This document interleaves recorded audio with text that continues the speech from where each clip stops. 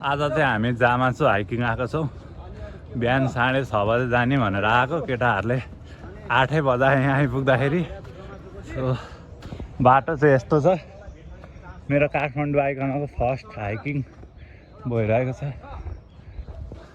हाम्रो अच्युतम भाइ कस्तो भइरहेको यात्रा? गुड। यात्रामा रमाउने गरेर गन्तव्य सबैको मृत्यु हो भन्ने थाहा। It's a fantastic line. I love that. Hiking भनेको चाहिँ जति माथि गइन्छ त्यति चाहिँ के आउला जस्तो हुँदो रहेछ क्या। अब त्यही भएर चाहिँ हामी जाँदैछौँ।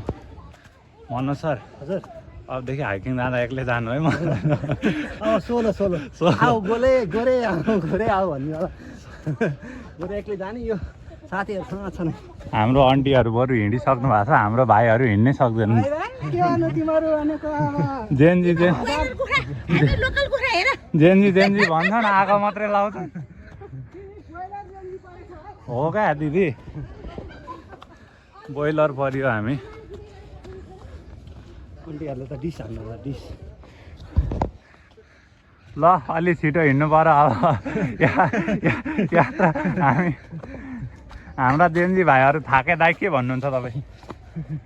दाइ जेन्जी भाइ चोक जान लाग्यो, बाटो ठाडोमा ठाडो रहेछ। जेन्जी भाइहरू हिँड्नै सकेनन् दिदी, तपाईँहरू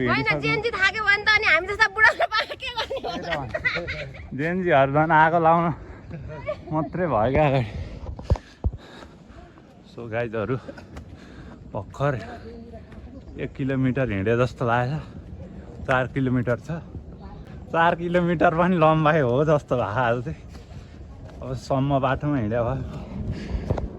अङ्कल एउटा गीत सुनाउनु मन लाग्यो, भिरा र पहिरो खोलाको बाटो। अब चाहिँ अब भन्दै त्योभन्दा धेरै शब्दै आएन। हाइकिङको मजा चाहिँ अब हुन्छ, लड्दै दिनुपर्छ क्या, भ्यू जस्तो कि।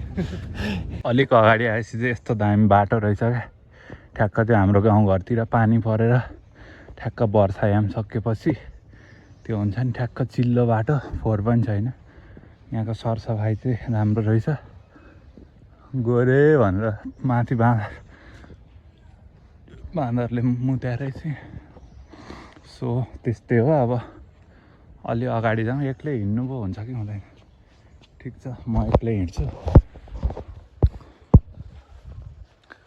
सो ट्रेकिङको प्लान चाहिँ के भयो भन्दाखेरि 81 बन्यो कि।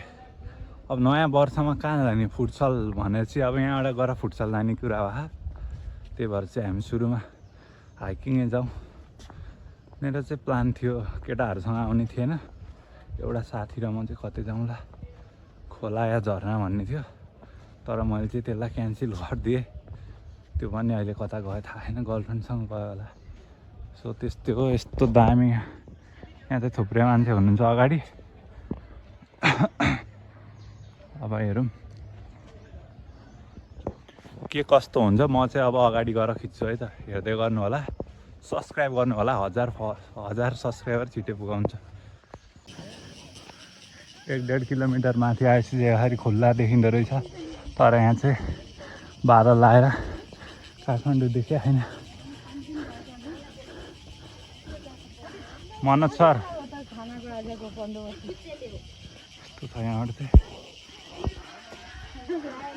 यताबाट होइन, यस्तै चस्मा त मलाई लाउनु मन लाग्यो। मनोजको पछाडि त यार कति गुराँस फुलेको। गुराँस फुल्या छ।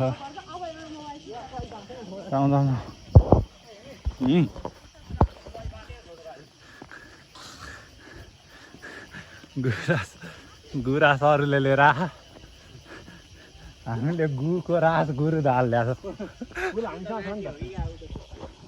त्यही हो माथि के। सो हामी चाहिँ लगभग अब 1.5-2 किलोमिटर नजिकै छौँ। जति हिँड्दै गयो त्यति रमाइलो भइरहेछ। बिचबाटै फर्क्यौँ कि जस्तो पनि लाग्यो। तर खेल्न सकिकन मैदान छोड्ने चलन छैन हाम्रो, त्यसैले केटाहरू चाहिँ यहाँ पुगिसक्यो मकुन्द र मनोज दाजुभाइ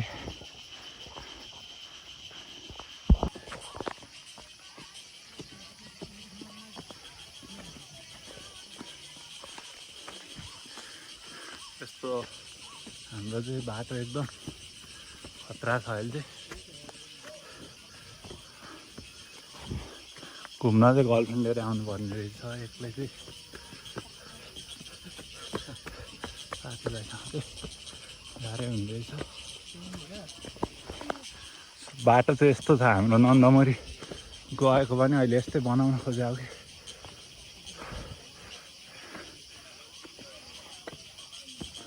जमा छ भने खानु उफ्रा खानु भरे अगाडि चाहिँ हामी छौँ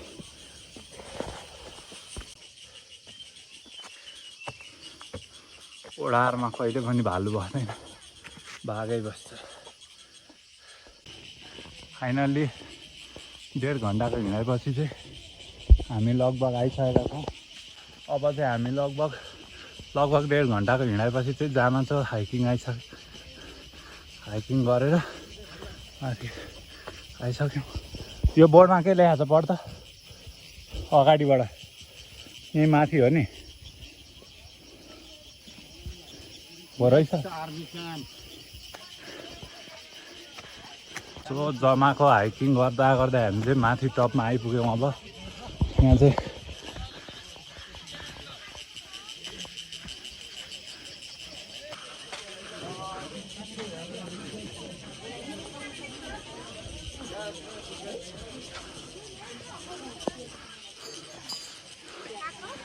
गाइडहरू यता चाहिँ यस्तो भइरहेछ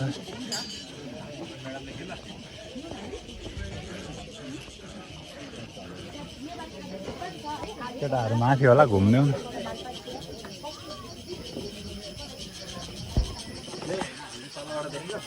मैले यही त भने हामी चाहिँ माथि आइसक्यौँ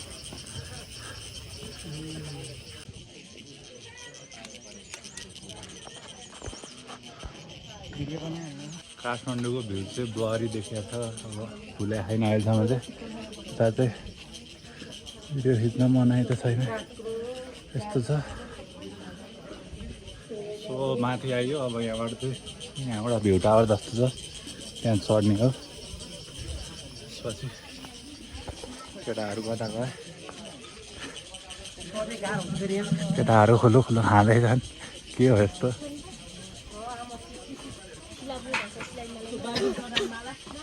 के हो यस्तो के हो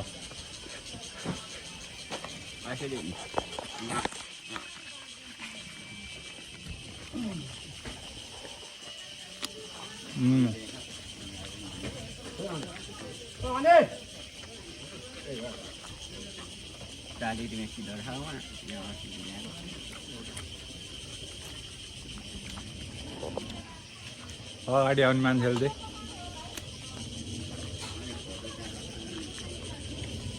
हो अनिल भाइ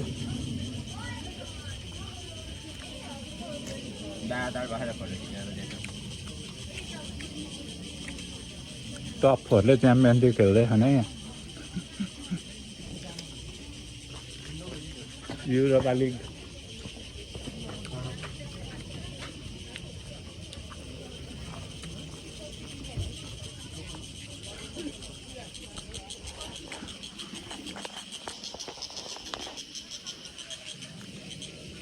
यस्तो रिफ्रेसमेन्ट भयो नि घाँटी समाथ्यो चाउचाउको त्यो पिरोलले हिँड्न हिँड्छ पुगिन्छ नपुगे फेरि आउँला नि हिँड्न